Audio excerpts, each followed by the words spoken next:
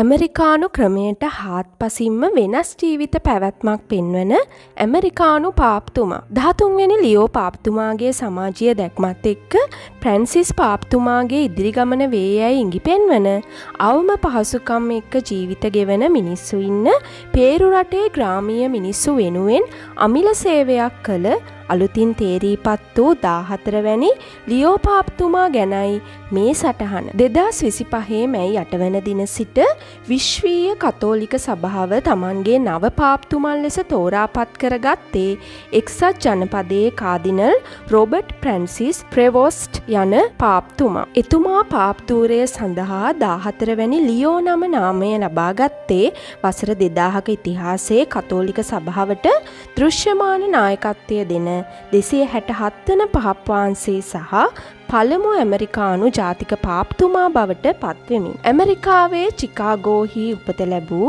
14 වැනි ලියෝ පාප්තුමන්ට දැන් වයස අවුරුදු 69ක් වෙනවා. එතුමා ජාත්‍යන්තර අත්දැකීම් සම්භාරයක් තියෙන කෙනෙක්. එතුමා පේරු රාජ්‍යයේහි සැලකිය යුතු දූතකාර්යයක් සිදු කළා වගේම ජාත්‍යන්තර වශයෙන් කතෝලික සභාවෙහි සභා නායකයෙකු ලෙස වසර ගණනාවක් කටයුතු කළා. එමෙන්ම හිටපු ෆ්‍රැන්සිස් පාප්තුමා විසින් එතුමාව වතිකානුවේ රදගුරු පත්වීම් අධීක්ෂණය කිරීම සඳහා ජේෂ්ඨ තනතුරක්ද ලබා දී තිබුණා. 14 වැනි ලියෝ යනු පළවෙනි ප්‍රැන්සිස් පන්නයේම සහකම්පනයෙන් හෙබි නීතිය වෙනුවට ප්‍රේමය ආදේශ කළ හැකි පාප්තුමෙකු බව එතුමාගේ ජීවිත ගමන හා එතුමාගේ අදහස් අපිට පෙන්වනවා. එතුමාගේ මෙම තේරී පත්වීම විශ්වීය කතෝලික සභාව තුළ දෘෂ්ටිවාදාත්මක බෙදි වෙනුවට සියලු දෙනා එක්සත් කරන මධ්‍යස්ථ පාලමක් ලෙස සැලකීමට අපිට පුළුවන්. එතුමා කතෝලික සභාව තුළ විවිධ මතභේදාත්මක කරුණු සම්බන්ධයෙන්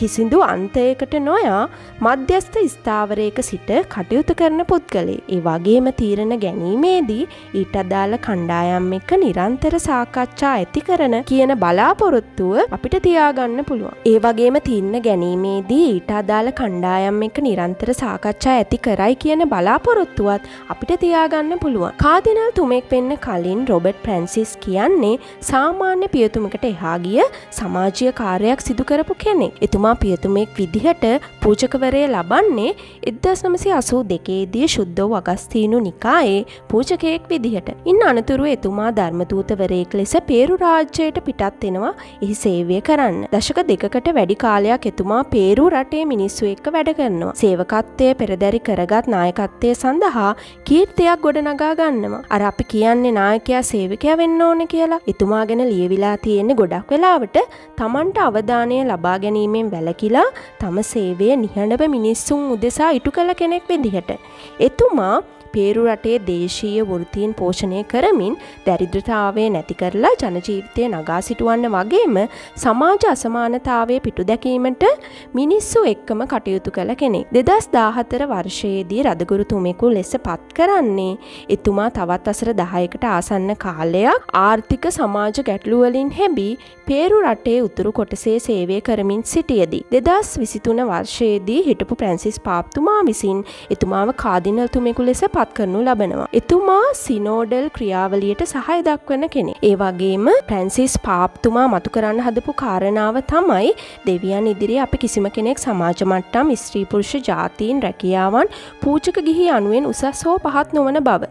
ඒ වෙනුවට අපි හැමෝම දෙවියන් තුල එක්ව ගමන් කරන සමානාත්මක මිනිසුන් කියන දේ එතුමා පෙන්වා දුන්නා. ඉතින් මේ අදහස එක්ක ධනාත්මකව හිටගත්තු කෙනෙක් තමයි දැන් පාප්තුමන් විදිහට තේරීපත් වෙලා ඉන්නේ. 14 වෙනි ලියෝ පාප්තුමා ප්‍රතිසංස්කරණයට කැමති කෙනෙක්. අවසාන වශයෙන් මේකත් කියලා මේ වීඩියෝ එක ඉවර කරන්නම්.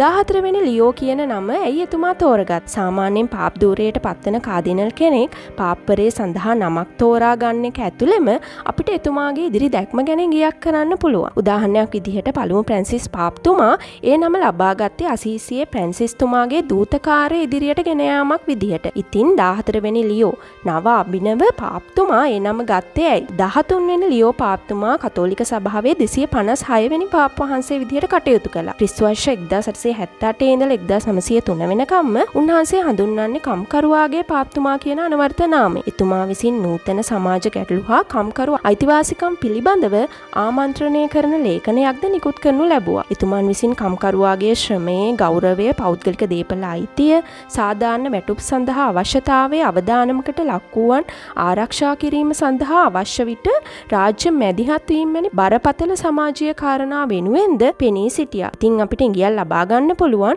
14 වෙනි ලියෝ පාප්තුමා මොන විදිහේ පාප්තුමෙක් වේවිද කියලා. ඇමරිකාවේ ඉපදුනාට අවුරුදු ගාණක් පේරු රාජ්‍යයේ වැඩ කරන මිනිස්සු එක්ක මහ පොළොවේ පය ගහලා ඉඳලා 13 වෙනි ලියෝ පාප්තුමාගේ සමාජීය දැක්මත් දරාගෙන සහකම්පිත හදවතක් ඇති ෆ්‍රැන්සිස් මොඩලේ පාප්තුමෙක් ලෝකයට ලැබීම කතෝලික මිනිස්සුන්ට විතරක් නෙමෙයි මුළු මහත් මිනිස් වර්ගයාටම ආශිර්වාදයක් වේවි. ලෝක සාමයට මැදිහත් වෙන්න එතුමාට ශක්තිය ලැබෙන්න කියලා අපි ප්‍රාර්ථනා කරමු.